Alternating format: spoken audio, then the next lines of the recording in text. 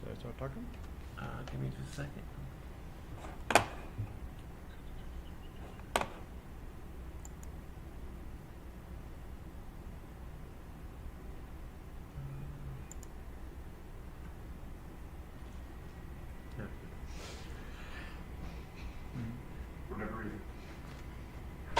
Hello, folks. Good afternoon. This is Father David from St. Andrew's Episcopal Church. This is your noonday prayers. Actually, it's actually noonday devotionals. We do a traditional morning prayer at 9:30, and we do a traditional evening prayer at 7:30 in the evening. And this is your little stopover in the middle. It takes a total of 15 minutes. 5 minutes is just a little devotional time where I read you from some spiritual writers and then make a comment. And then for 10 minutes we do a spiritual practice. Spiritual practices are those things which awaken and strengthen our level of consciousness or our level of awareness of God. So that, for instance, if I was to go to the gym, I would strengthen my body by doing exercises. If I wanted to strengthen my mind, I would go take a class or read a book or get a teacher. If I want to strengthen my spirit, my soul, I do a spiritual practice. It can be strengthened, it can be exercised, and you can find a greater depth and a greater force of your connection with God through a spiritual practice. But before we get there, as I promised, let me give you a little devotional reading. This one comes from Richard Rohr's book called Immortal Diamond. The immortal diamond in the title is that part of you that is immortal, the part of you that is connected to God. And it's hidden within like a diamond. And we do spiritual practices to uncover and release or get beyond the surface level that we operate on most of the time and go to a deeper place where we sense divine presence. Here's a word about that divine presence. Richard Rohr writes, "The goodness of God fills all the gaps of the universe without distinction or preference." One more time. The goodness of God fills all the gaps of the universe without discrimination and without preference. The space that seems to be between everything is not empty space, but it is spirit. It is God. God is like the goodness glue that holds together darkness and light. It's the energy that carries people across all of their losses and all of their deaths, all of their brokenness.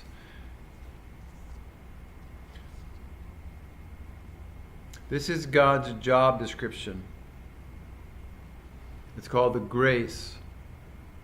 God's grace fills the gaps, bridges the divides, brings life out of all deaths.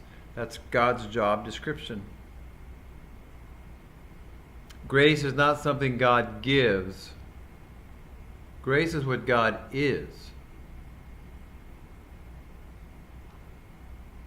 If we are to believe the primary witnesses, there is an unexplainable goodness at work in the universe that fills the gaps, that brings life out of death, that bridges the divides, that holds all things together. You can call this phenomenon God, but that word is not necessary. In fact, sometimes it gets in the way of the experience, because too many people have named God something other than grace. But grace is God's job description. There's the big death at the end of life. God bridges that. There are little deaths throughout life. God bridges that. God is the glue that holds those broken pieces together. It's almost like, if you don't like the word glue, or that's a funny term, God is like the carpenter's putty that you can use to smooth over all your mistakes, all the crevices and the screw-ups when you do a project on wood. God is like the plastic wood, or that covering that covers all your mistakes, all of your gaps, all of your brokenness, all of your shortcomings, every little death you've had. You'll find God in the middle. That goes for everything. Broken relationships, broken promises, failures, simply the regular deaths in life. That's where you actually find God. The death of your animal, the death of your spouse, the death of your family, the death of a dream, the death of your dignity, the death of a hope, the death of your job. In all those losses, that's where God is. So, having said that, let me move on to our devotional time. It'll take about 10 minutes, maybe a little bit less since we ran over time. I'm going to ring a little bell here. That's just an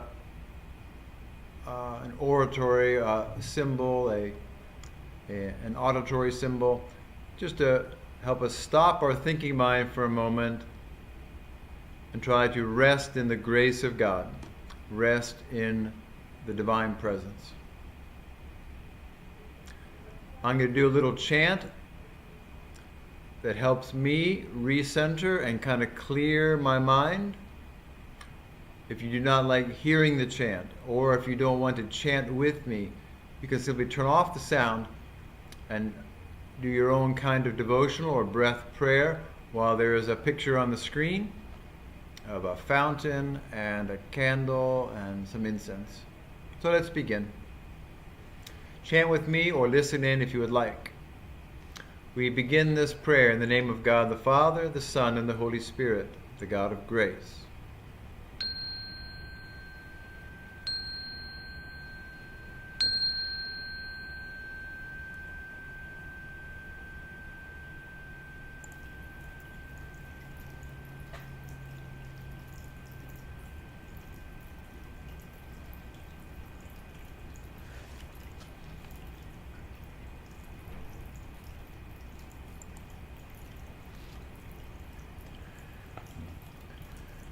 Be still and know that I am God.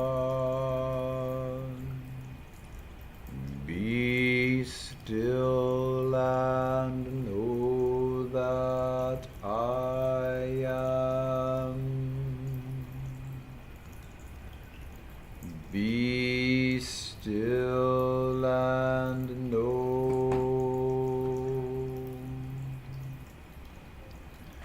Be still.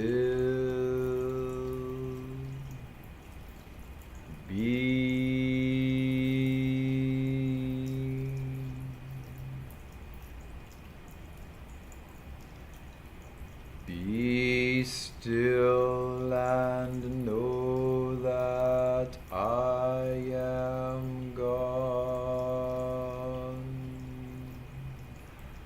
Be still and know that I am.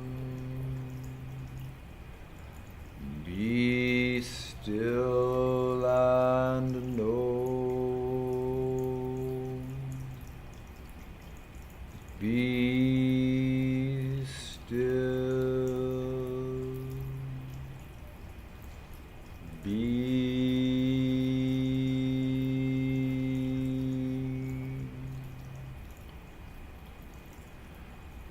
Be still and know that I am God. Be still and know that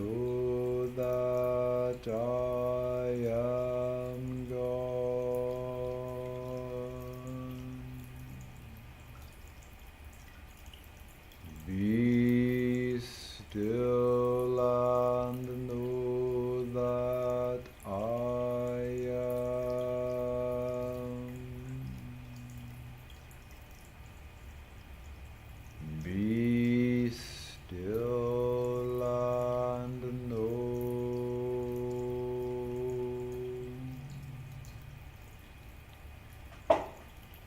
Be still.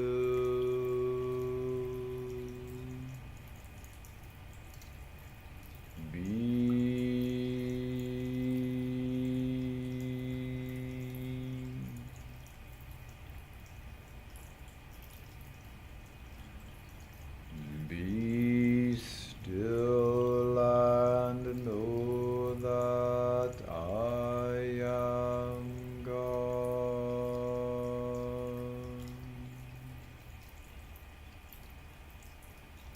Be still and know that I am.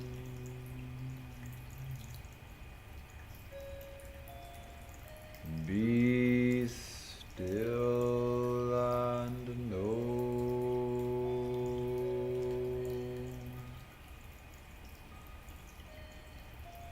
Be still.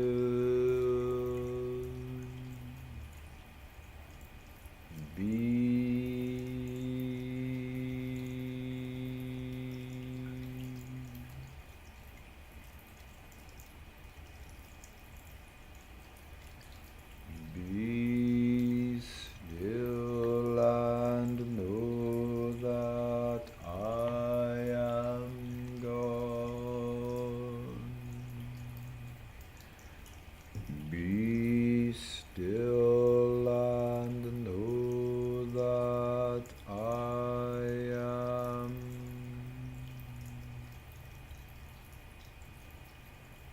Be still and know.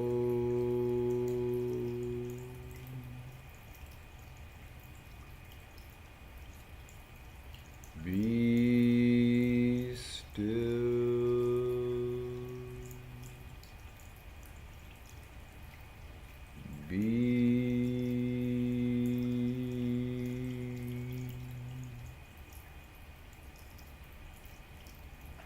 Be still and know that I am God.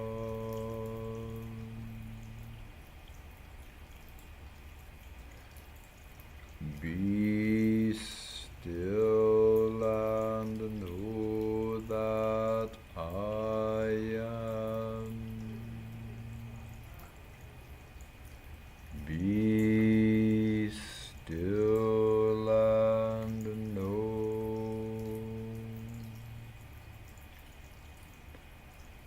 Be still.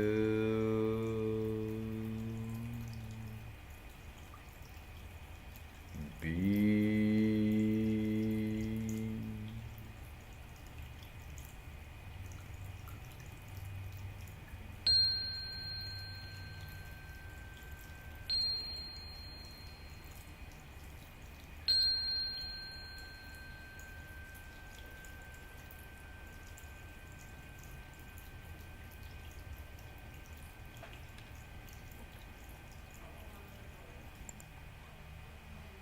Well, thank you for listening to the devotional today and for recentering yourselves, if that's what you did, using this practice. And I'll see you again tomorrow about 12 noon. Have a great rest of the day. And if you'd like to do some formal prayers, you can do morning prayer at 9:30 or evening prayers at 7:30. So take care. Have a great rest of the day. See you soon.